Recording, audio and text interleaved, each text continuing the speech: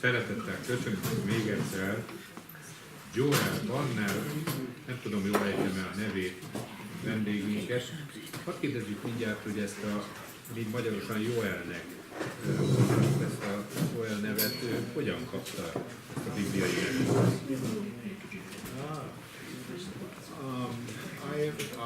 Joel is an old family name.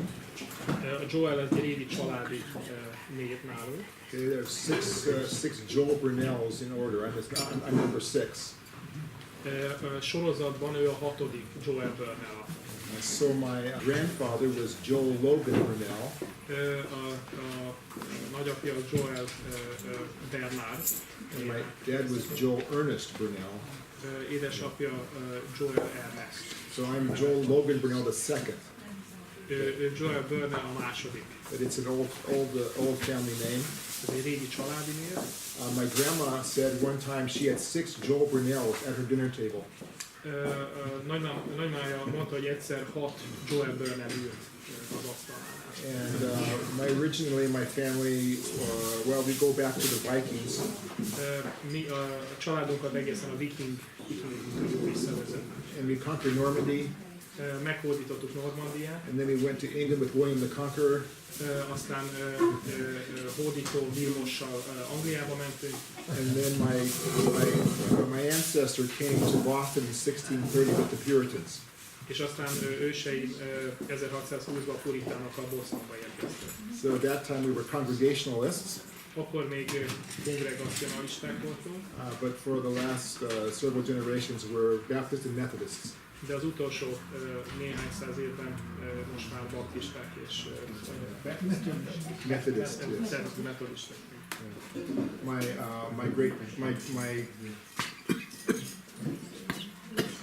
My grandfather. No, sorry, great grandfather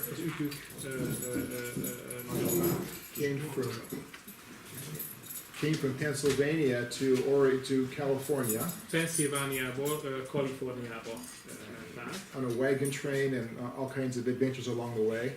Mindenféle kalandokat átélve különböző vonatokon. And he founded a ranch there in the mountains. És a hegyekben talált egy farmot. And he was a Methodist circuit rider, a Methodist minister circuit rider. Egy olyan metodista lelkész volt, aki körbe-körbe utazta a gyülekezeteket. So on Sunday he got on his horse and rode around to all the villages and preached. A lóháton járta körbe a gyülekezeteket és prédikált. That's my name. Innen származik a neve. És akkor mondjuk el, hogy vendégünk ő is teológus és lelkipásztor, ő amennyire én emlékszem, egy baptista. Yes, I grew up in the Baptist church. Baptista gyülekezetben. And I still belong to a Baptist church. Még mindig baptista közösség.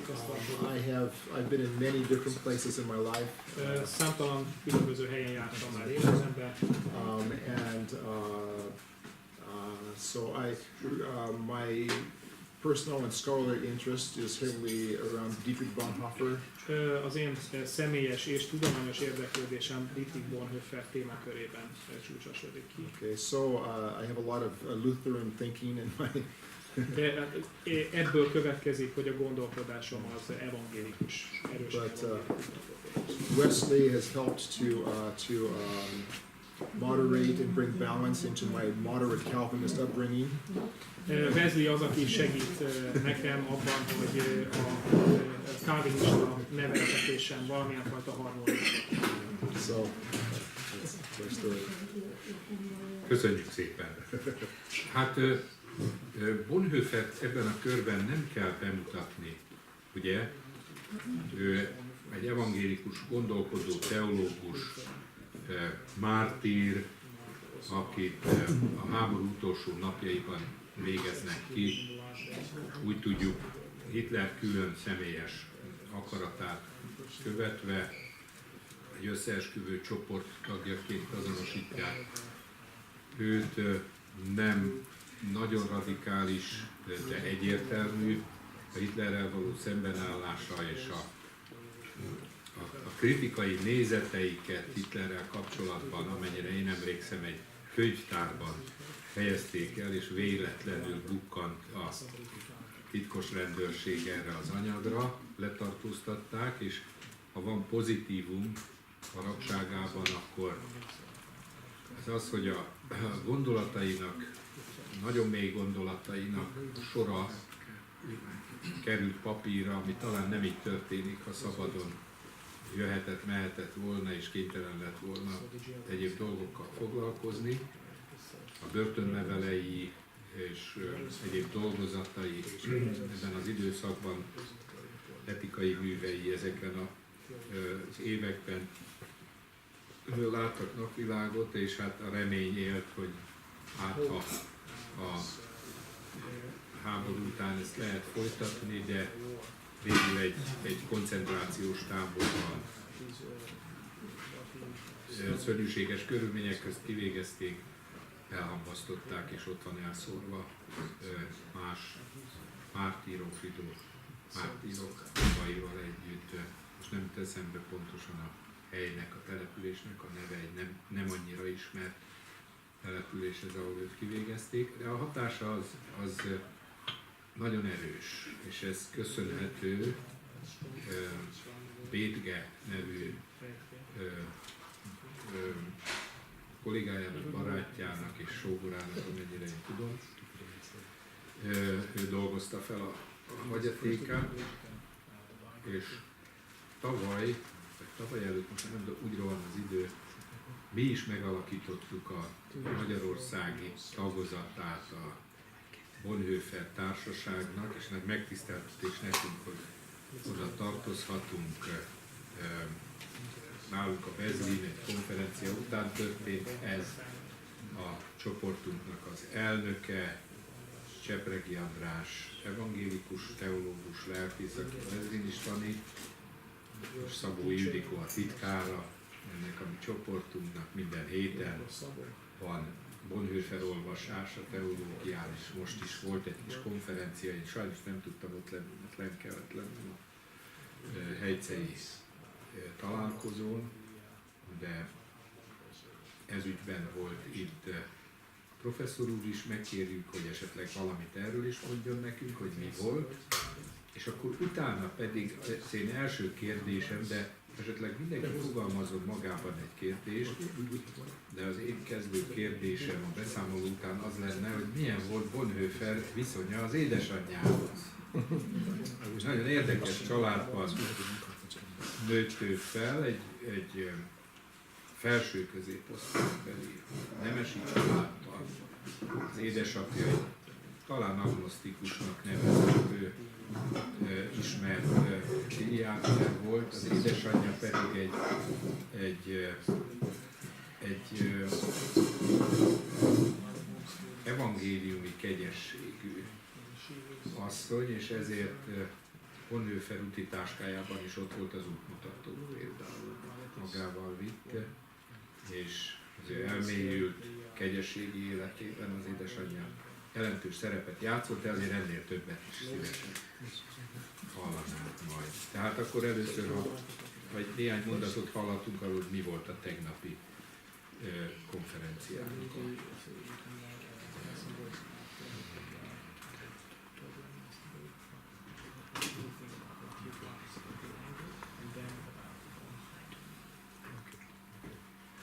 Thank you. Yes, yesterday I had the chance to be part of Andras Csipregy's theology class at John Wesley. Tegnap a Vezényános Lelkészképző Főiskolán lehetőségem volt Csepregi András által vezetett körben teológiai előadást tartani. Last year I was in Matte's philosophy classes, right? Egy éve mi közösen, hát én fordítottam az ő előadásait hallgatók számára, ugyanott a főiskolán. And also part of the meeting of the Western of the church. És ez egyszer, mint a metodisták találkozójával is egybeesett. Bocsánat, a MET tagoknak a találkozójával egybeesett. Tomorrow night is another monthly meeting of the Bonhoeffer Society Holnap este tartjuk a Bonhoeffer társaság találkozóját at John Wesley College bent a főiskolán from I think 5 until 7 p.m. 5-től 7 óráig. And they're reading Bonhoeffer's writings, Együtt fogjuk Bonhoeffer írásait olvasni, and then we discuss that. és erről fogunk vitázni. So tomorrow we're discussing the prison letters. Holnap a börtönleveleket vesszük át. Yesterday I spoke about Luther and Bonhoeffer, Tegnap az evangélikus Bonhoefferről particularly in two areas: különös tekintettel két területre, the relationship of the church and the state, az állam és az egyház kapcsolatáról, and the relationship of citizens to society. és az állampolgárok és a társadalom közötti viszonyról. Yeah, we had a very good discussion. Nagyon jó vitánk volt, With translation, I only did half of what I wanted to do, de csak a felét tudtam elmondani, amit szándékoztam. but it was a wonderful session together. Fantasztikus közös alkalom volt ez. Do you want to say anything about class yesterday? Pardon? Would you like to say anything about Szeretnél class? valamit mondani a It tegnapi? was wonderful. I'm just listening. It was Okay. wonderful yesterday. Yes, yes, Okay. yes. Thank you. Okay. Thank you. I don't want to disturb you. Oh, no, no, okay. Thank you. Bonhoeffer and his mother. Bonhoeffer és édesanyja. The Bonhoeffer family they had a very strong family. Nagyon erős családi kötelék jellemezte ezt a közösséget, amit Bonhoeffer családnak nevezünk. They were from the upper class, elite. A felső középosztályban, sőt akár mondhatjuk az elitbe tartoztak. His father was a psychiatrist. Édesapja pszichiáter, igen, nem pszichológus, pszichiáter. Okay, and so he was born in Breslau or Wrocław, where I live now. Breslauban született, ahol most élek, ugye ma Lengyelországhoz tartozik. And his father was a professor there at the university. Édesapja az ottani egyetem professzora volt. And then when Bonhoeffer was 8, the family moved to Berlin. Amikor Bonhoeffer 8 éves volt, a család Berlinbe költözött. And his father opened the psychiatry faculty at the university there. Édesapja ott a Berlini Egyetemen egy külön szakot indított be. So they had contacts with the elite of society, the professors, the leaders. Ezért a családnak jó kapcsolatai voltak a berlini elittel és professzorokkal, más tudósokkal. Yeah, and this later on became an important part of his participation in the resistance against Hitler. És ezek az élmények nagyon nagy szerepet játszottak abban, hogy később ő maga is ugyanígy mozgott az elitekben, amikor az ellenállás részéről, ő maga is az ellenállás részéről. Bonhoeffer had two brothers and two brothers-in-law in the conspiracy against Hitler. Bonhoeffernek két testvére és két sógora is részese volt, tehát részt vettek az összeesküvésben. And they often met in his parents' home. Gyakran szülei házában találkoztak. His father was an agnostic, Édesapja agnosztikusnak tekinthető, like many of the upper class Germans of their day. mint ahogy az akkori német felső osztálybeliek közül nagyon sokan. So the church was kind of where all the middle class, lower class people went. Az egyház a középosztály és az alsó osztályoknak a találkozó helye volt akkor. So he was not opposed to faith, Nem ellenezte a hitet, and was very pleased to have his wife's influence in a spiritual sense. Nagyon tehát örömmel tekintett arra, hogy a felesége lelki hatást gyakorol a családra. He also and he taught his children to think critically and to speak clearly. Arra tanította a gyermekeit, hogy kritikusan gondolkozzanak, és hogy világosan fejezzék ki a magukat. The children were encouraged to speak. A gyerekeket bátorították arra, hogy beszéljenek, hogy szólaljanak meg. But when they spoke, they were also subject to criticism. De miután megszólaltak, vállalniuk kellett, hogy kritikával fogják szemlélni azt, amit mondanak. So they learned very young to be able to interact over serious ideas and conversation. Ezért nagyon fiatalon megtanulták azt, hogy komoly gondolatokat egy párbeszédben kell megvédeni. So the power of the word was very important. A szó ereje nagyon fontos volt a család számára. Bonhoeffer's mother was indeed from a Lutheran background, Bonhoeffer édesanyja evangélikus volt, and he had uncles and ancestors who were Lutheran ministers and theologians. Ősei között többen evangélikus lelkészek és egyházi tevékenységgel folytat emberek. His mother did have some pietistic connections. Édesanyjának magának is pietista kötődései is voltak. Of course, you know, the pietists were a movement within the Lutheran Church primarily. A pietizmus Németországban a evangélikus egyház részeként. That were seeking to move from the high scholastic dry theology of the university. A pietizmus az egyetemek nagyon magasrangú teológiájából menekült el. Back to a living faith in Christ and community. És az élő hitet és a közösségben megélhető élő hitre helyezték a hangsúlyt. So again, his mother did teach them at home. Édesanyjuk otthon tanította őket, ugye homeschooling, tehát az iskola az otthon volt a Bonhoefferéknél. And this included also a religious Christian influence. Ez magában foglalta azt is, hogy keresztény hatásokat is kaptak a gyerekek. And also their housekeeper was from a pietistic background. A házvezető nőjük is pietista beállítottságú asszony volt. And Bonhoeffer, as Pastor Gábor said, also did all of his life. He carried and read the Losingum, the daily thoughts. Mint ahogy főtisztelt úr is megemlítette, Bonhoeffer maga is egész élete során magánál tartotta a Lózungot, a napi bibliaolvasó kalauz. I think this influence was very important to him.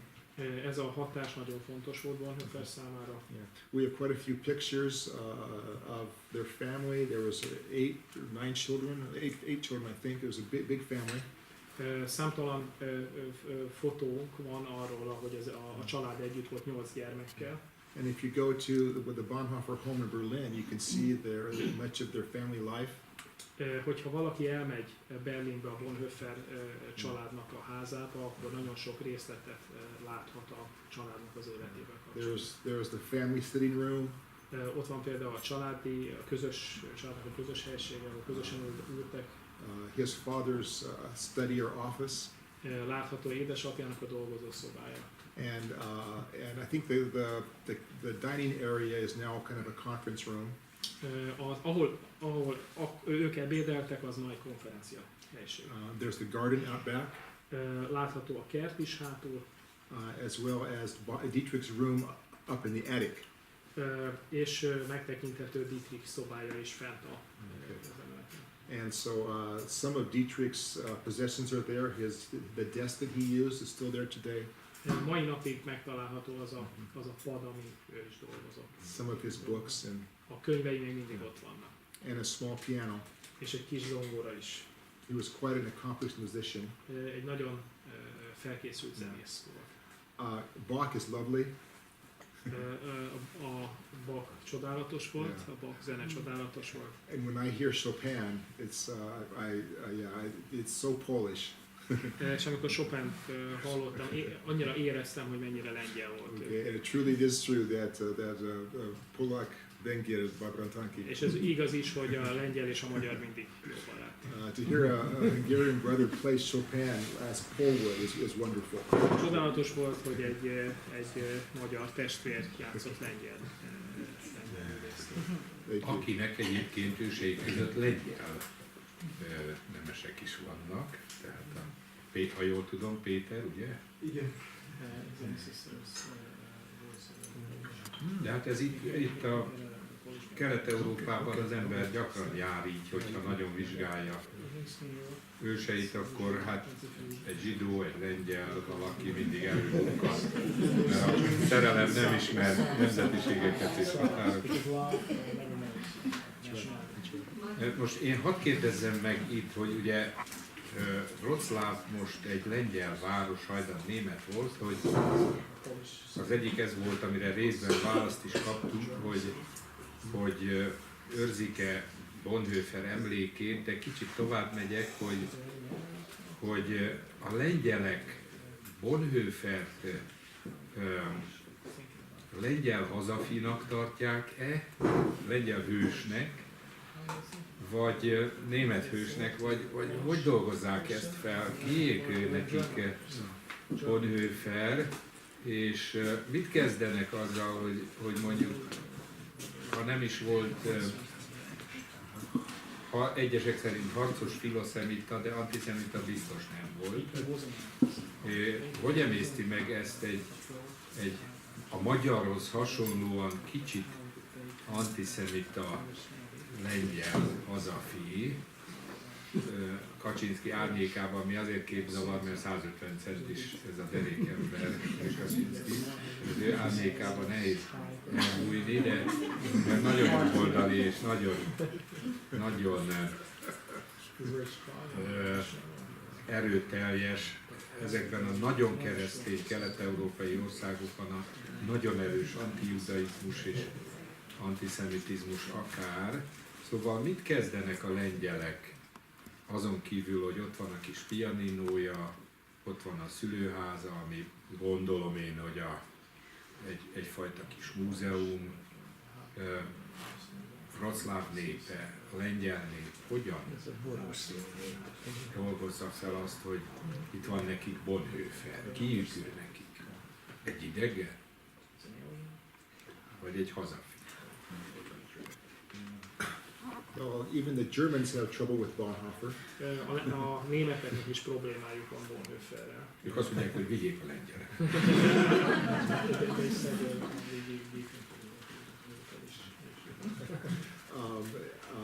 After the war, there was many people who thought Bonhoeffer was a traitor Háború után sokan azt gondolták, hogy Bonhoeffer áruló volt. because he was plotting to overthrow the legally elected chancellor. Sokan azt gondolták, hogy a legitim módon törvényesen megválasztott kancellár ellen lázad. And working for the defeat of the German army. És úgy tűnt, hogy a német hadsereg bukásáért küzdött. So was he a German patriot? Did he love his country? Did he love his country? Was he a patriot? Vajon hazafinak tekinthető-e Bonhoeffer? Vajon szerette egyáltalán a hazáját? I think he loved the church more. Valószínűleg az egyházat jobban But szerette. as all mothers know, if you have more than one child, you love them all. De ezt az anyák is tudják, hogyha egynél több gyermeke van valakinek, akkor mindegyiket szeretné. So as a Christian, we have to pray for the defeat of Germany to salvage both Germany and the church. És keresztényként tudta azt, hogy Németország bukásáért kell ahhoz imádkoznunk, hogy valamit megmenthessünk Németországból és az egyházból is. So Poland. After World War II, of course, Poland has been suffered under the both German and Russian occupation. Lengyelország a második világháború után megszenvedte a német és aztán később a szovjet megszállást is. It's a very flat country, so armies march back and forth. Egy nagyon, tehát nincsenek hegyek az országban, olyan sík ország, ezért könnyedén mozoghatnak ott a hadtestek. Up to 6 million Poles died in World War II. 6 millió lengyel vesztette életét a második világháború idején. 3 million were Polish Jews. Ebből 3 millió lengyel zsidó volt. And 3 million Polish Poles. 3 millió viszont lengyel polgár. And after the Soviet-backed government was not, after World War II, was not particularly interested in Polish-German reconciliation. A szovjet hatalmi rendszer a második világháború befejezésével egyáltalán nem volt érdekelt a lengyel-német megbékélésben. And so Germans for Poles were either stupid or evil. A lengyelek számára a németek vagy ostobák, vagy gonosznak számít. Either they supported Hitler, vagy Hitler támogatták, and agreed with his policies, és egyetértettek az ő intézkedéseivel, or they were too stupid to know what he was doing, vagy annyira ostobák voltak, hogy nem voltak képesek felfogni, mit csinál. or they were incompetent. Vagy képtelenek voltak bármilyen sem. They couldn't even kill him right. Még meg sem tudták ölni. Okay, so Then Bonhoeffer came. És akkor jött Bonhoeffer, Okay, and some of the and he was translated into Polish. Bonhoeffert lefordították lengyel, was- Bonhoeffer műveit lefordították He was lengyelre. promoted among the Catholic intellectuals A katolikus értelmiség forgatta a könyveit, who were in dialogue with secular intellectuals and opposition leaders. akik rendkívül jó, tehát akik beszélő viszonyban voltak a szekuláris So he értelmiséggel. became read quite widely among all of the opposition forces in Poland. Ezért Bonhoeffer az ellenzékiek számára egy nagyon jól olvasott szerződő vált. He was the good German. Ő volt a jó német. Okay, he was the German who saw the evil and spoke up against it. Ő volt az a német, aki meglátta a gonoszt és fel is szólalt ellene. The best reading though was that they realized that it wasn't just being German or Polish. És rájöttek, hogy a legjobb olvasata Bonhoeffernek az, hogy nem úgy olvassák, mint hogyha német vagy lengyel lenne, In all of us there is the capacity for good and evil. hanem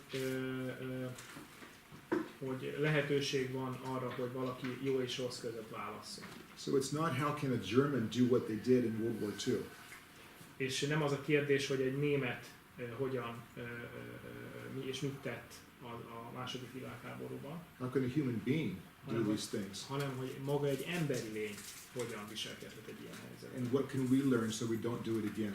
És mit tanulhatunk ebből, hogy ne kövessük el még egyszer ugyanezt a hibát. So he was a very important figure in German-Polish reconciliation. Egy nagyon fontos figurává vált Bonhoeffer a lengyel és német megbékélés folyamatában. Azt akartam itt közben megnézni, hogy a Wikipédia szerint híres emberek között ott van-e ez egyébként itt ezek szerint az 5. legnagyobb lengyel város és a legrégebbi lengyel városként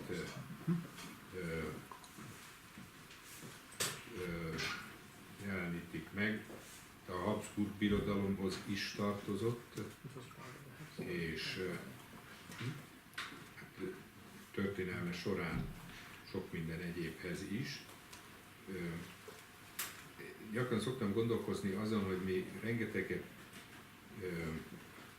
hajvékolunk Trianon miatt, és ami nagy Magyarország térképünkön talán még Nándorfehérvár is rajta van, Mozsony mindenképpen, tehát adtunk fővárost a környező országoknak, de hát elfelejtjük közben, hogy más népeknek a határai is megváltoztak. Ki nyert, ki vesztett, és hát a normális az lenne, hogyha valaha volt itt van Dietrich Bonhoeffer, egyházi vezető az antifasiszta ellenállási mozgalomnak, tehát ott van a híres emberek között valóban. Nem tudtam, hogy a város szülötte Alzheimer is, az Alzheimer kornak The list of famous people. Yes, yes. a feltalálója is. Van-e valakinek kérdése? Otto Klemperel karmester is ott született. Okay. In the city hall in A városházán, Wrocław, they have statues of famous people who come from Wrocław, who were born in Wrocław. Olyan szobrokat láthatunk, olyan embereket ábrázolnak, akik a városban születtek. And they are Polish Némelyek lengyelek, and German mások and németek, Jewish zsidók, and who knows what else. és ki tudja még milyen más származásról. And a few years ago, we were able to place a statue, a bust of Bonhoeffer in the city hall. És szerencsénkre néhány éve sikerült felállítanunk egy Bonhoeffer szobrot is. I think it's very beautiful. There's a big room, and these busts are all around the room, and some in the middle. Egy hatalmas teremben brüsztök vannak, tehát mellszobrok vannak kiállítva, és ott valahol középen található. And there are several posts like this in the middle of the room. several posts like these. És ugyanilyen oszlopok vannak külön a teremben, So there are two statues facing each other, és ezek a szobrok egymással néznek farkas szemek. and one is Dietrich Bonhoeffer, Egyik oldalon Bonhoeffer, the other is Edith Stein. Edith Stein van a másik oldalon, igen.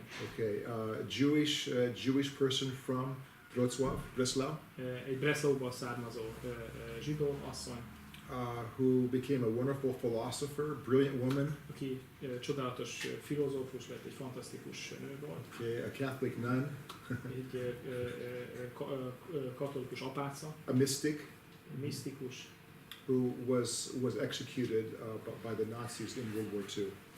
akit a nácik kivégeztek a második világháború She idején. could have escaped. Elmenekülhetett volna, She got papers to go to Switzerland, rendelkezett olyan papírokkal, amivel Svájcba menekülhetett volna. but her sister didn't get papers. Her sister was with her and didn't get De papers, testvérének nem voltak papírjai, and she chose to stay with her sister. és ezért vele maradt. There's a lot of comparisons between Bonhoeffer and Edith Stein. And if you Nagyon sokszor összehasonlítják kettejüket, tehát Edith Steint és Bonhoeffert, és a teológiájukat is nagyon gyakran összehasonlítják. So there are two statues of Bonhoeffer in the world. Világon összesen 2 Bonhoeffer szobor Well, van. okay, there's also one in London at Westminster. Westminsterben, Londonban is Okay, látható egy, There's azon kívül. There's one in Berlin at the Union Church where he taught the working class youth. Van egy a Union egyházban, ahol egy ideig munkás embereknek a gyerekeit tanította, And the other one stands in the square in Wrocław. és a másik Breslauban látható. The house where Bonhoeffer's family lived has just been bought by a new owner.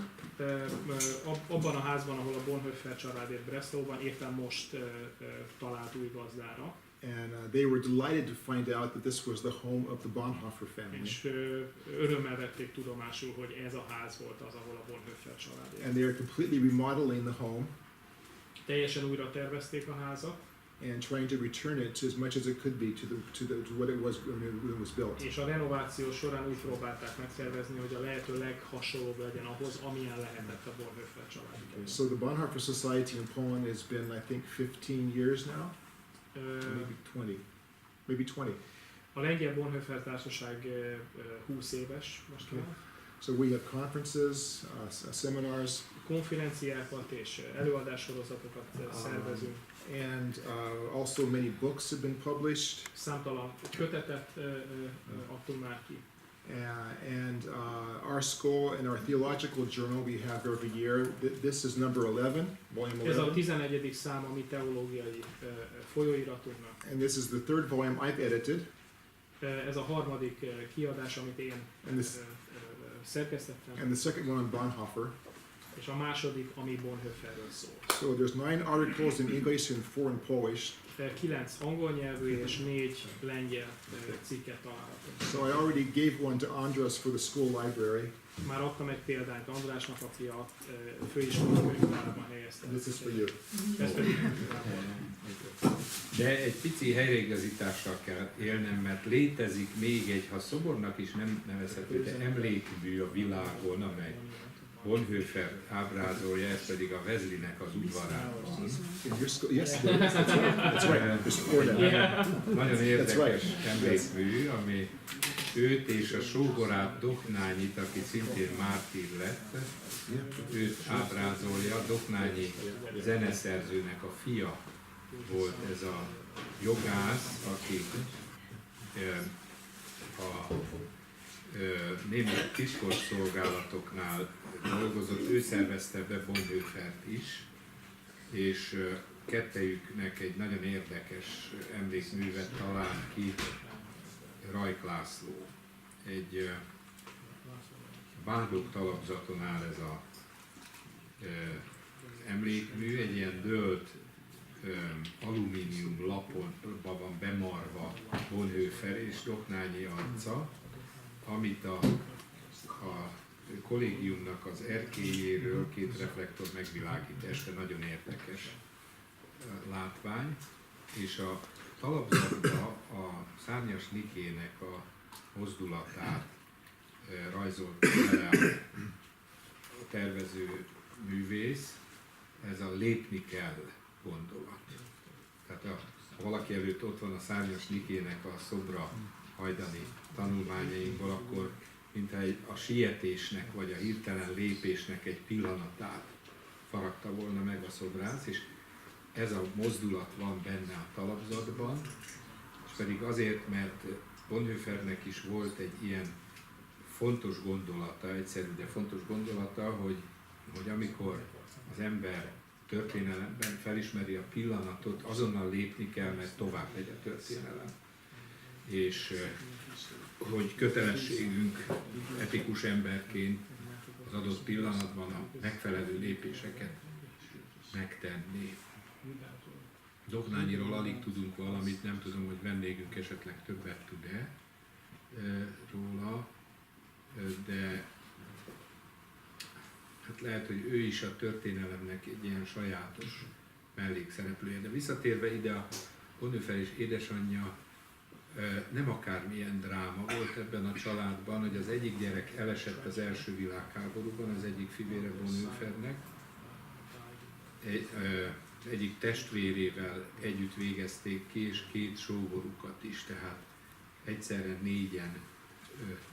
Az első világháborúban egy valaki, és további 4 családtag a második világháború végén hetekkel később tudták csak meg, hogy ez bekövetkezett. Ugye a háború befejezése utáni zűrzavarban lassan derültek ki ezek a dolgok, de ha én jól emlékszem, már a háborúban elesett fiú miatt is az édesanyja egyfajta ideg összeomlást kapott, és ezt nagyon nehezen dolgozták fel, úgyhogy hát csoda, hogy ezt meg tudták emészteni, ezt a szörnyű drámát, és talán egy kicsit ez a mai izsák történethez is tartozik ez a gondolat, hogy szabad-e egy családi házban olyan büntetlenül olyan nézeteket vallani, képviselni, amelyeknek esetleg ez lehet az eredménye.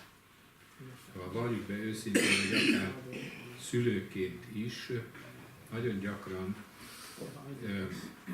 az aggodalom azt munkálja bennünk, hogy megpróbáljuk a gyerekeinket rábeszélni, hogy ne menjenek bele semmiféle kockázatban. Na most, ha egy családban, mint Bonhoefferék családjában egy aktív, nyílt, bátor politizálás zajlott, akkor ennek az akkori történelmi Németországnak a sorsában akár ilyen dolgokban is meg kellett jelennie a kockázatnak a szintjén, hogy hát ez lesz a vége, hogy túlságosan is határozottan figyelt oda a 2 Bonhoeffer fivér és a sógorok is, és ezt az áldozatot vajon szabad volt-e meghozni, az igazság, a szabadság, és hát egyáltalán az etikai értékeknek a voltának. Igen, tessék, Lárika. Ki? Jutka, tessék, parancsolj. Azt szeretném megkérdezni, hogy jelenleg a Bonhoeffer családnak milyennek az életkörülményei, egyáltalán a család, hogy... Van még valaki a családból? És a másik, hogy az utókor mennyire volt hálás vagy hálátlan vele szemben.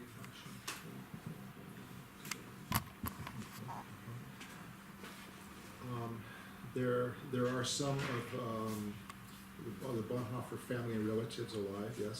Vannak még élő tagjai a Bonhoeffer családban. I had a chance to meet Renata Bethke, Eberhard's wife, several times. Bethke feleségével, Renátával volt szerencsére találkozni személyesen. Okay, and that was, she was Bonhoeffer's niece, is that correct? Yes. Bonhoeffer It's like a niece, sister. unokahúga volt, igen. Yeah, that's right, yeah. Introduced by Bonhoeffer introduced Tehát csak annyi, hogy maga Bonhoeffer mutatta be őt Berkének. And he was the godson, the godfather for their son. És ő volt gyermekük keresztapja is. Bonhoeffer's, so 3 or 4 of his brothers or sisters survived the war. 3 vagy 4 testvére túlélte a háborút. And so they have descendants today. Some of them will occasionally show up at a Bonhoeffer conference. Némelyek fel is szoktak bukkanni Bonhoeffer konferenciákon. Also, Danye, his son, I believe, is a German professor and diplomat. A családnak az egyik leszármazottja, egy fiatalember, diplomata és tudományos munkatárs. He was also serving as a diplomat in the United States. Egyesült Államokban szolgál diplomataként. And he speaks very much of his father and of Bonhoeffer. Gyakran beszél édesapjáról és Bonhoefferről is. Of course, Bonhoeffer was engaged, but he was never married. He was executed before. Bonhoeffer eljegyzett egy hölgyet, de sosem élt házasságban, mert kivégezték, mielőtt ez megtörtént. So he had no children. Nem voltak gyermekei. And how they thankful for Bonhoeffer, the Polish people or others? What do you think about it? Who's thankful? The Polish people? The Polish people or the leaders of Bonhoeffer? They're grateful or not? Bonhoeffer is read all over the world by many people. Bonhoeffert az egész világon olvassák, rengeteg From ember. different churches, cultures, Különböző kultúrájú és vallású nézetű emberek. different religions, and by atheists as well. Még ateisták is Okay. ismerik őt. I think because of the consistency between his words and his life, Mivel élete és szavai között megfelelés van, some people write wonderfully, mert sokan szépen írnak ugyan, and some live wonderful lives, mások nagyon szépen élnek, and some do both. de vannak, akik ezt a kettőt egyszerre. He was one of those who lived and wrote well. Ő azon kevesek egyike volt, aki ezt egyszerre csinálta. So the Polish people have been very grateful for him. A lengyelek nagyon hálásak neki. Some of them have anyway. Some of them have. Tehát legalábbis, can I tell some words about how they use internet, some words about how the opposition movement use the writings of Yeah. Csak azt kérdezem, hogy nálunk arról tartott előadást, hogy Bonhoeffernek hatalmas hatása volt a Lengyelországban történt változásokra a szolidaritás idején, mert Bonhoeffert olvastak azok, akik ezekben a mozgalmakban részt vettek. Tehát mert ott az egyház és a szekulárisok együtt léptek fel az állam ellen, és ez Magyarországon például nem. Hát nem nagyon történt meg az, hogy az egyház és a hívők és a nem hívők együtt léptek fel. So in 1970, Anna Moravska published a biography of Bonhoeffer. 1970-ben publikált egy Bonhoeffer életrajzot, And his selected works, selected passages from his writings. és ugyancsak az írásaiból egy válogatott anyagot is kiadta. And this was read by all the leaders of the opposition in solidarity. És ezt a szolidaritás összes vezetője olvasta. And there was a dialogue taking place at the time between the secular and Christian intellectuals. És egy párbeszéd jött létre a keresztény értelmiségiek és a szekuláris értelmiségiek között. Both standing up for human dignity and human rights. Akik mind az emberi méltóságért és az emberi jogokért léptek. And realizing they had more in common than difference. És megdöbbentek azon, hogy mennyi közös.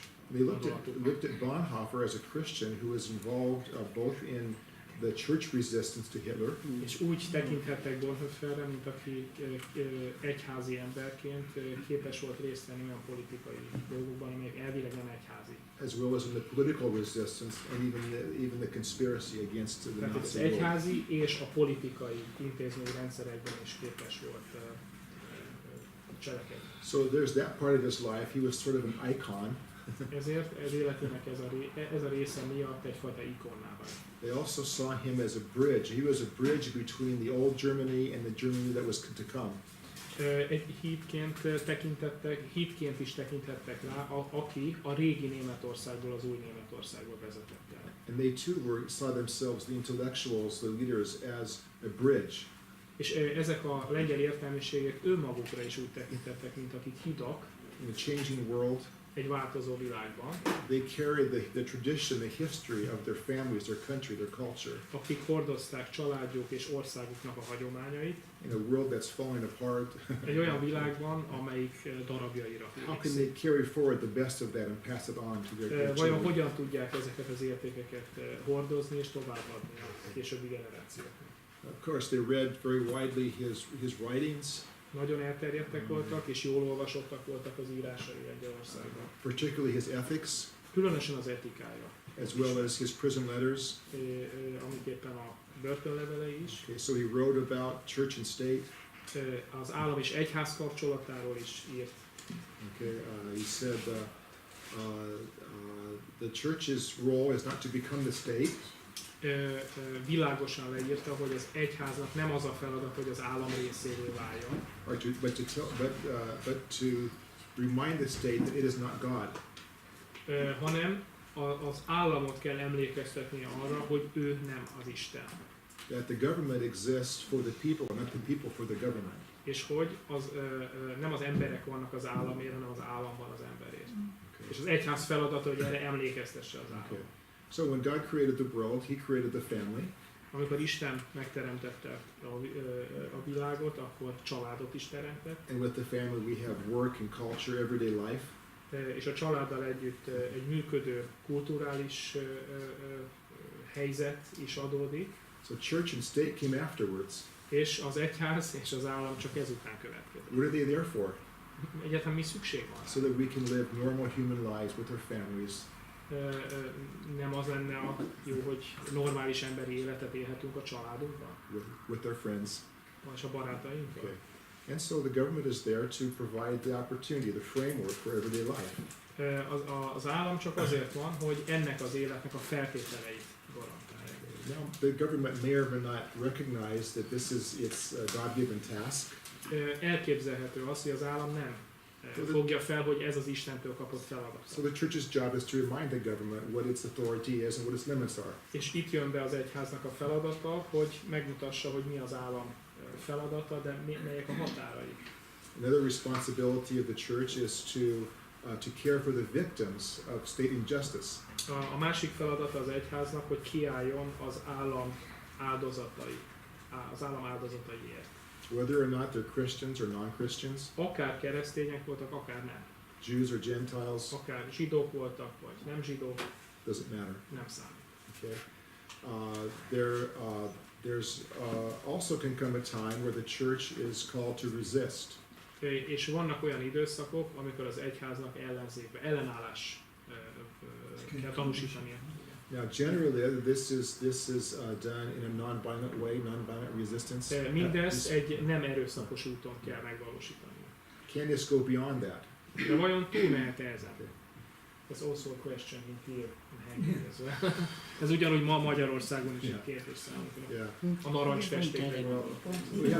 We have to remember that Bonhoeffer, as his ethics was not, it wasn't an ethics of rules. Emlékeznünk kell arra, hogy Bonhoeffer etikája nem szabályok gyűjteménye. God gave us commandments Isten parancsolatokat adott nekünk, given to people already in a covenant relationship with God. Olyan embereknek adta ezt a törvényt, akik már szövetségben voltak vele. So the rules are from God, they're good rules. Ezek a szabályok Istentől származnak, és ezek jó szabályok. Things work better when we all follow the rules. Sokkal jobban mennek a dolgok, hogy követjük ezeket a szabályokat. But the rules don't make us good. De a szabályok nem tesznek minket jóvá. Okay. And the rules are not, they don't exist apart from God who gave them. Ezek a törvények nem léteznek Istentől függetlenül. Okay. Bonhoeffer believed that God has reconciled the world to himself in Jesus Christ. Bonhoeffer elfogadta azt, hogy Isten önmagát a világgal Krisztuson keresztül békítette meg. And this is real, this is true. Ez egy valódi dolog, ez egy igaz dolog. This is the concrete. Ez az a biztos alap. Now this reality of reconciliation in Christ is becoming visible and real in this world. Ez a megbékélésnek ez a valósága Krisztusban lett láthatóvá ebben a világban. Okay, in our lives, Az mi életünkben, in our community, a mi közösségünkben, in many other ways in society. és a társadalom számtalan más tényében. No, it doesn't always look that way. De nem mindig tűnik úgy, hogy ez így van. But the church's job is not to make the kingdom of God visible in the world. De az egyháznak nem az a feladata, hogy láthatóvá tegye az Isten. Or to bring the kingdom, to make the kingdom happen. Nem az a feladata, hogy az Isten országát létrehozza, It's to be a witness to the kingdom that is within us. hanem hogy tanulja legyen annak, ami bennünk van. Okay, so I think this was very inspiring for the Polish people, the idea of giving witness, testimony. Ez nagyon bátorító volt. Bonhoeffernek az a véleménye, hogy tanúként álljanak ki az egyháznak a tagjai. Bonhoeffer called on the church to have a universal council to speak the word of Christ, which is peace. És Bonhoeffer arra bíztatta az egyházat, hogy a béke általános üzenetét fogalmazza meg. Says this war to come is not from God. És előre jelezte, hogy az a háború, az elközelgő háború az nem Istentől származik. God's word to the world today is peace in Christ's name. Isten Krisztus nevében békét hozott a világnak. Never happened. The church didn't do that. De az egyház természetesen nem hallgatott erre. Bonhoeffer called on the church to empower Christians to resist evil as best they could. Bonhoeffer arra hívta fel az egyház tagjait, hogy álljanak ellen a gonosznak, amennyire csak lehetséges. Never happened. De ez sem történt meg. Karl Barth wrote an essay about that in 42. Karl Barth 42-ben írt erről egy esszét. It's too late. Túl késő volt már. And it was published in some journal in Switzerland. Nobody got to read it. Ezt a cikkét csak Svájcban publikálták, és senki nem tudta elolvasni. So Christians like Bonhoeffer had to do the best they could without a word from the church. Bonhoeffernek úgy kellett cselekednie, hogy tehát az egyházától semmilyen felhatalmazást nem kapott, és úgy egyedül kellett mindent. Bocsánat, erre is ki lehet menni, mert az lehet, hogy be van zárva ott a kapu. So he said that Christians then have to seek what God's will is. A keresztényeknek keresniük kell Isten akaratát. In the concrete situation. És ebben az adott helyzetben kell keresniük. Now, very few of us are called to be in a conspiracy. Nagyon kevesektől várja el Isten azt, hogy összeesküvésben vegyünk részt. By its very definition, a conspiracy is a small group. Mert maga az összeesküvés szó magában foglalja azt, hogy ez csak egy kis közösség, kis csoport tudja végrehajtani. Of course, there are many other ways of giving testimony and resisting. Természetesen sok más lehetőség van arra, hogy valaki tanúságtételt legyen. Bonhoeffer would say to take specific steps, for example, in this conspiracy against Hitler, even plotting Hitler's death. Bonhoeffer azt állította, hogy határozott lépéseket kell tenni abban, hogy előidézzék Hitlernek a halálát. This is an act of free responsibility. Ez a szabad kötelességvállalásnak és felelősségérzetnek a cselekedete, ha valaki ezt a lépést megteszi. So you have to recognize what God is doing in the world today. Fel kell ismernünk, hogy Isten mit cselekszik a mai világban. The situation that you are in. Fel kell ismerni azt a helyzetet, amiben benne vagyunk. Take into account the possible effects, the results. És számba kell vennünk a lehetséges következményeit ennek a... And do the best you can and make a decision what to do. És végre kell hajtani azt, amit meg kell tenni. He was a good Lutheran. Nagyon jó evangélikus hívő volt. So we're saved by grace through faith. Ezért a hit általi megigazulás tanában. And everything we do is by grace through faith. És tudta, hogy bármi, amit teszünk, a hit kegyelme által hajtható. So he had no guarantee that he was right. Nem érezte azt, hogy bármilyen garancia lenne arra, hogy neki igaza. But he acted on the conviction that he was following Christ, even in the conspiracy to kill Hitler. De abban a tudatban cselekedett, hogy Krisztusnak engedelmeskedik, még abban is, hogy megöljék Hitlert. So in the end he says he cast himself upon God's grace, upon Christ. És végeredményben úgy látta önmagát, mint aki Isten kegyelmébe dobta magát. So there's no rule about when and how to resist. Semmilyen szabályunk nincs arra, hogy és miként kell ellenállnunk. We all are called to do something, De tennünk kell valamit. and to seek that answer for ourselves in the concrete situation. De saját magunknak kell megtalálnunk a válaszokat a konkrét szituációban. And it helps when there's other people who share that desire and that És decision. segítenünk kell azokat az embereket, akik hasonló helyzetben vannak és hasonló vágyaik vannak. Én is kérdezhetek Hogyne. Eszembe jutott erről egy dolog. Én azt kérdezném meg Joel-től, hogy Lengyelországban valamilyen reakció volt-e az ottani ellenzékben a magyar eseményekkel kapcsolatban. Is there any understanding in the Polish opposition about Hungary? Maybe they don't know about Yeah. that. This 1 month before there was serious Yes, we still have a free press in Poland, Szerencsére még van szabad sajtó Lengyelországban. and yes, the Polish opposition and civil society follows very closely what happens in Hungary. És a civil társadalom követi azokat az eseményeket, amelyek Magyarországon történnek. So the events here are regularly carried in all the papers, not all the papers, but the Tehát az ellenzéki lapok azok általában megírják azokat az eseményeket, amelyek Magyarországon történnek. Kérdés? Klárika? Én csak azért kérek szót, mert az előbb kértem, és közben megkaptam a választ, Azért foglalj helyet nyugodtan. ami könnyebbnek Ülj le lenni, nyugodtan. most akkor gondolkodik.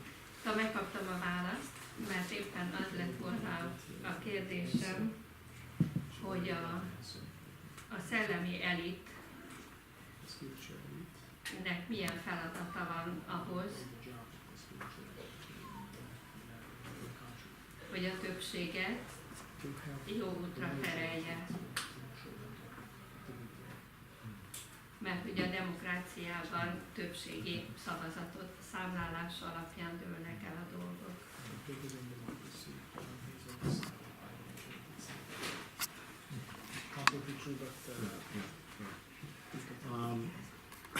I'm not involved in politics.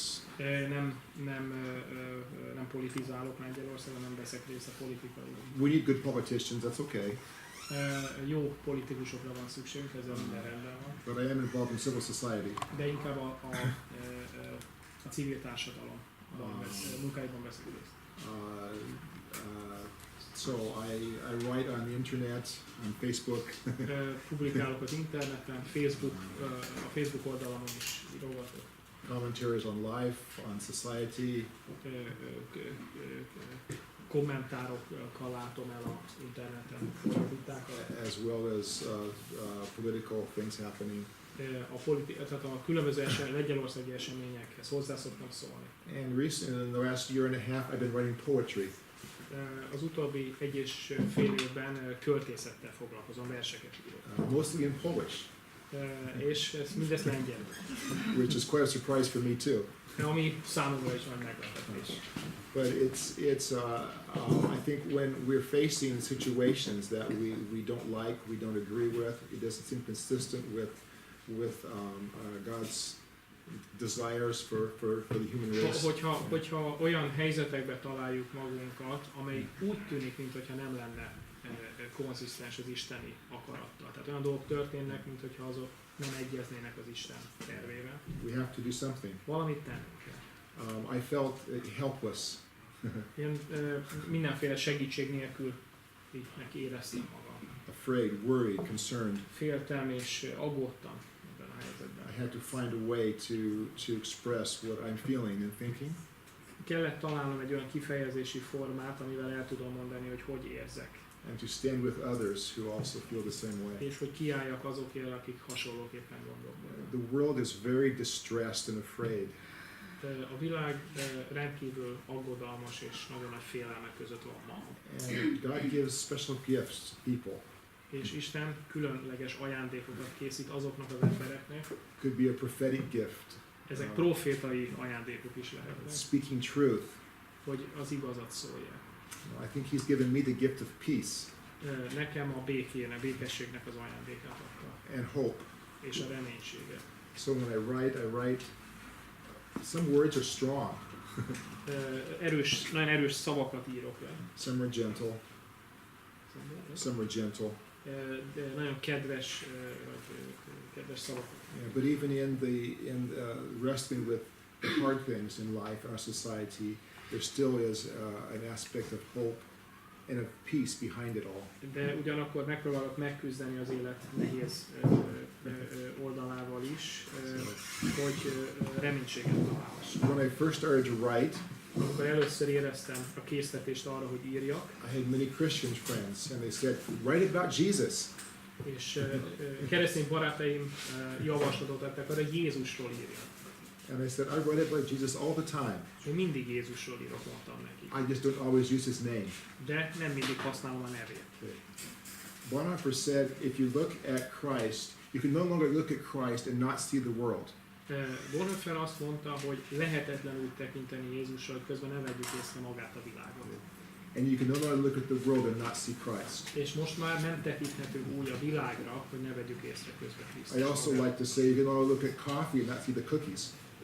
És ezért szeretem azt mondani, hogy a kávéra se tekinthetünk úgy, hogy közben ne vegyük észre a süteményt. Or look at the cookies and not see the coffee. De a süteményre se tekinthetünk úgy, hogy közben ne látnánk a kávét. So I'll write about what I'm experiencing today, what I'm feeling today. Arról írok, amit az adott pillanatban megtapasztalok. I'll write a poem about hiking in the mountains. Verset írok a hegyekben töltött kirándulásaimról. About my grandmother, who was a wonderful woman. Nagymamámról, aki egy csodálatos asszony volt. I wrote a poem last year about Gábor. Egy éve Gáborról is írtam egy verset. Very long. Ez egy nagyon hosszú vers. It's in Polish.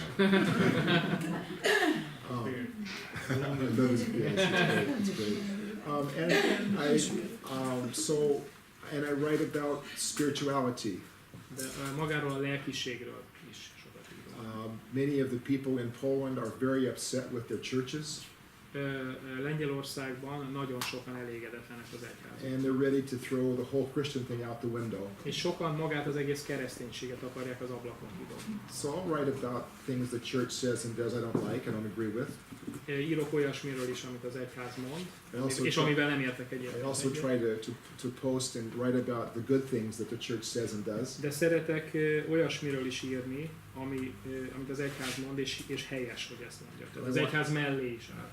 I want to be witness to a different kind of Christianity that I think is more truer to Christ today. Igen, és szeretném megtapasztalni egy olyan kereszténységnek a jeleit, amelyik sokkal hűségesebb Krisztushoz.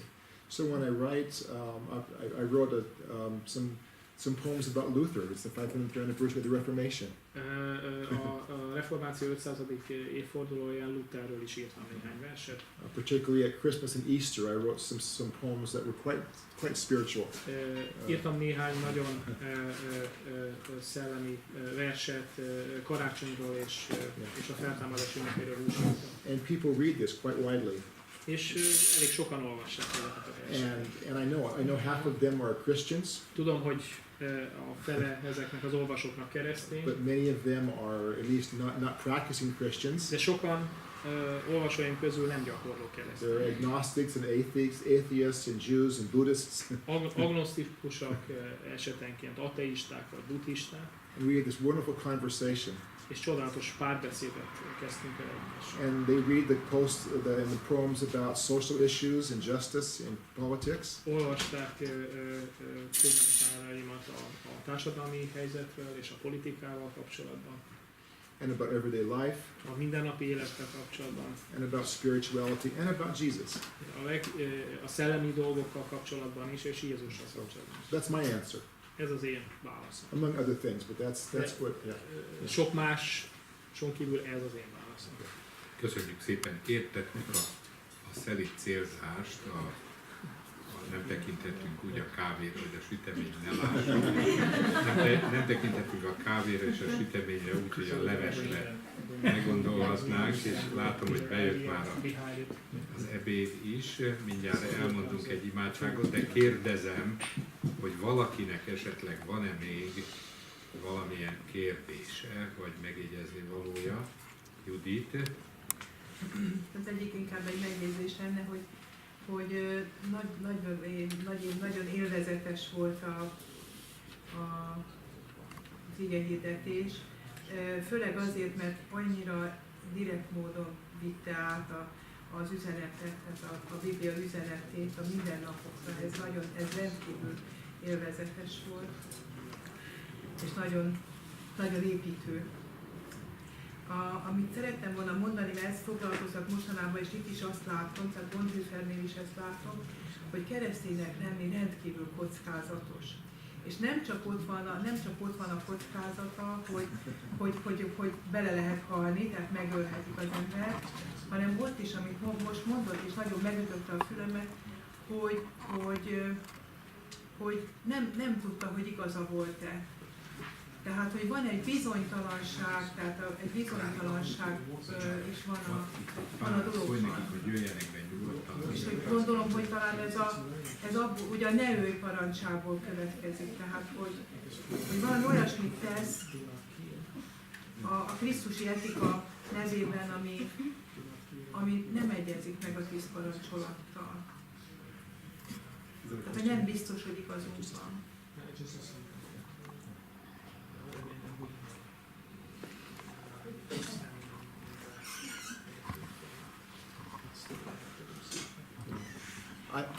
I think the Bonhoeffer shows us that we can get so caught up in the conflicts between expectations and responsibilities, and even God's commandments seem to conflict. Igen, Bonhoeffer szerint gyakorlatilag teljesen széteshetünk a különböző elvárások között, Isten parancsolata, a helyzet adta lehetőség és a felelősség között. He wants to set us free in Christ to be free, responsible human beings. Az akarata, hogy Krisztusban szabad és felelősségteljesen döntéseknek képes emberekké váljunk. Say, Lord, I am here to do your will. És hogy olyan emberekké váljunk, akik azt mondjuk, Uram, itt vagyok, hogy elvégezzem. And to think, as far as I can tell, this is it. És amennyire tudom, hogy ki mondja, hogy ez az, amit tenni. So Lord, I am yours. I'm in your hands. Hogy ki mondja, hogy Istenem, a tiéd vagyok, és a te kezedben vagyok. This is my act of obedience of love. És ez az én engedelmességemnek és a irántad való szeretetemnek a jele és cselekedetem. Thank you very much. Köszönjük szépen, akkor mondjunk egy asztali áldást, és akkor közben még tálba kimerik egyes elzértő személyek a levest, addig Ildikó kérdését is majd meghallgatjuk. Jövet Urunk, légy közöttünk, áld meg, amit adtál, kérünk. Amen. És akkor hadd kérdezzek, Pistét, mit akart ez a tárgy? Virágot hoztam sírre. Ja, jó. Akkor jó étvágyat kívánunk majd, és akkor közben, nem tudom ki az, aki megtenné, hogy leveses távlatba kimeri de akkor Ildikó a te kérdésedet halljuk, mert közben is lehet beszélni. Just one short answer, please. You told me I'm waiting my difficult question. You told me outside. I would like to know, back to the first worship in the church. You said that those times in Abraham and times were dangerous and unpredictable. And I would like you to tell me the answer. Back to those 3,000-4,000 years. Were there any time, any years, even today, come today, that the time were dangerous and unpredictable? I don't think so. Esetleg halljuk Azt mondtam neki, hogy tegnap mi találkoztunk és beszélgettünk, és akkor ma azt mondtad nekem, hogy kérdezhettük is a főiskolán, hogy mama várja az én nagyon nehéz kérdésemet. Itt mondta, és akkor azt kérdeztem meg, hogy akkor egy rövid választ adna arra, hogy azt mondta, amikor tartott az Isten tiszteletet, hogy azok az idők azok veszélyesek és kiszámíthatatlanok voltak, amikor Rebeka meg is Ábrahám éltek, és akkor Rebekának ugye a történetébe beszélte, és akkor kérdeztem, hogy volt az elmúlt pár ezer évben, amikor nem volt kiszámíthatatlan és veszélyes, és azt mondtam, hogy nem volt. És a mai időkre is ezt vonatkoztattam. I think that's, I'm not sure who's going to translate, but I think that in times of relative stability, we have the illusion that it's safe. Azt mondja, hogy az, hogy egy illúzió, hogy azt gondoljuk, hogy az az idő, amiben vagyunk, az biztonságos. And when the unpredictability becomes more visible again, hogy egyre mindig világosá, egy idő után világossá válik, hogy ez egy illúzió, hogy stabilitás lenne, hanem a bizonytalanság megint elő. then many people seek to go back and try to recapture that stability. Az emberek megpróbálnak valamilyen módon visszatalálni a stabilitást, az elérhet stabilitást. And I think Bonhoeffer says we have to embrace that. That's the way life is. Tehát Bonhoeffer azt mondja, hogy ezt egyszerűen el kell fogadni, magunkévá kell tenni, belsővé kell tenni, hogy ilyen a világ. So we're not trying to escape back to childhood. Or Isaac would probably love to go back on Mount Moriah to his childhood. A Izsák visszament volna a gyerekkorába, vagy jó lett volna vissza tud menni, de nem tudott igazából ezzel. But his path led through Mount Moriah. Most nem hallottam. Sorry. Márika, a szúnyoghához szálljátok már be, mert bejönnek a legyek. Akkor mondjad hangosan. Igen? Oké. Tessék? Valamire lemaradt. Azt a utolsó mondat. Hát amikor mentek fel a Mória hegyére, akkor is ez volt a gondolatai között. És ez feltétlenül. Nem semmi.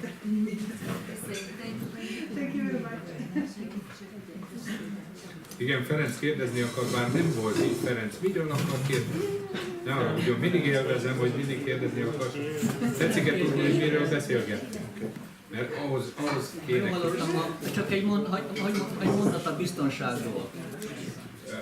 Most beszélgetünk, arról beszélgettünk, mert a vendégünk Bonhoefferről beszél, és ahogy.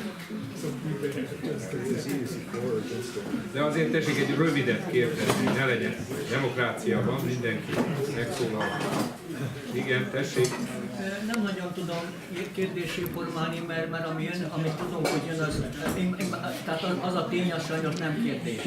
De tanár úrnak van egy olyan gondolata a biztonságról, hogy aki okos, ügyes, vesz egy földet, felépíti a házat, pincét is hozzá. Igen. Az kibérleni betonból, nem is 3, hanem 6 ponton záródó biztonsági ajtó, meg kaját benne, meg víz, meg minden. Tehát azt mondja a tanár úr, ha valaki azt gondolná, hogy hol a biztonság, tehát lezárhatod magaddal többszörösen viszont pincében, és azt mondja, hogy kérem szépen sajnos, ez a mai világunkban soha, sehol, tudjátok meg sajnos, soha, sehol, semmikor nincs biztonság. Ebben így kell élni. Jó.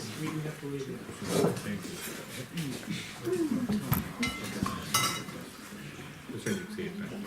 Jó étvágyat kívánunk, és akkor, ha van még kérdés témánkhoz kapcsolódóan. Gábor, egyetlen kérdés, holnap este mikor kezdődik a kérdés. beszélgetés?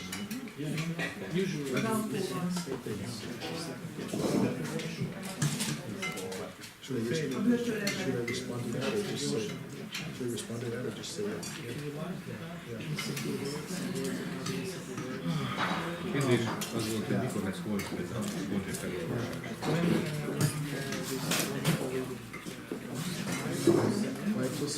Fordítottuk, én még emlékszem a fordításra, hogy 5 és 7 óra között. 5 és 7 óra között lesz. És bent a főiskolán, igen. I like to think of life as kind of like a ship on the ocean. Ez Ferenc önnek válaszként érkezik most, amit fordítok, és kollega úr azt mondja, hogy szeret úgy gondolni a világra, vagy az életre, mint hogyha az ember egy hajón utazik a tengeren. And so we're tossed and turned, we're driven by the waves, by the wind. A szél és a hullámok viszik, vagy adják meg az utónak az irányát. And most of us think that the goal is to get finally to land. És sokan azt gondolják, hogy a cél az, hogy partot érjünk. And yet life is the boat ride, is the ship ride. Holott az élet maga a tengeri utazás. So we need to embrace that and Ezt figyelembe kell vennünk, sail the ocean. és utaznunk kell az óceánon. Ez az élet. Igen, nagyon.